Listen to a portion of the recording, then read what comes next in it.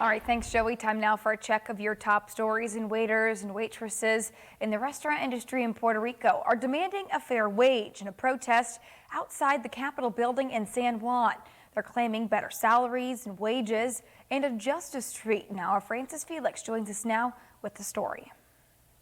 The group Justicia Salarial Salary Equity calls on servers and tip workers to a manifestation and stop work during Valentine's Day that seeks the end of the minimum wage of $2.13 per hour.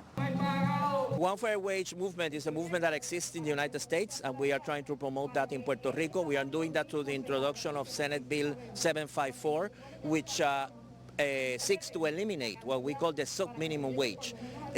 Waiters in Puerto Rico can receive a pay as low as $2.13 an hour, and they are supposed to complete the rest of the money that they need to get the minimum wage of $8.50 in Puerto Rico through tips. We know that that doesn't happen many times. Employers are supposed to pay the difference if workers through the tips cannot get to the minimum wage, but we know that doesn't always happen.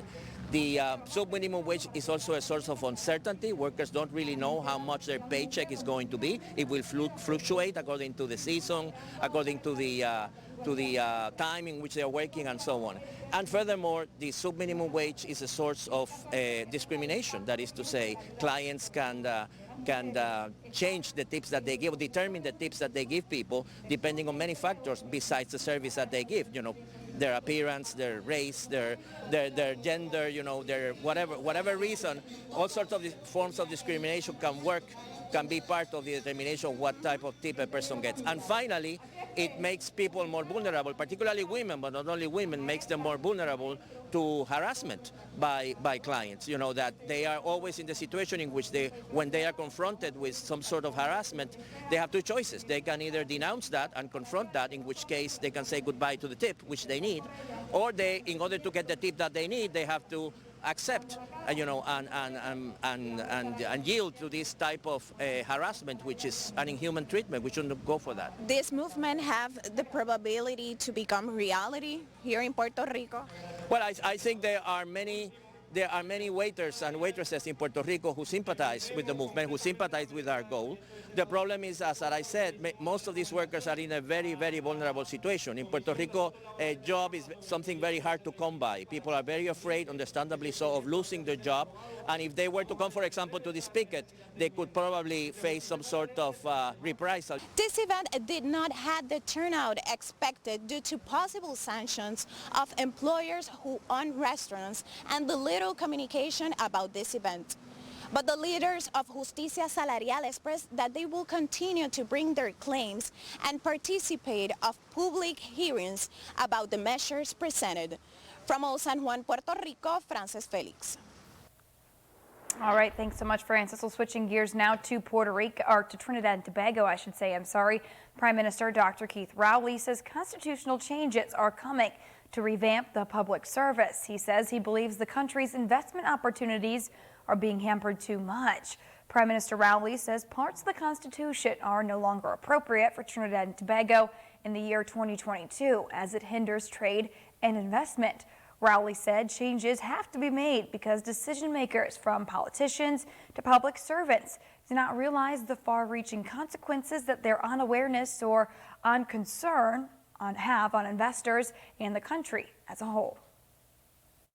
And we require some significant changes in the public service of the 21st century. But if I mention that, the response I'm most likely to get is that I'm threatening the Constitution because the Constitution says how the public service should be managed.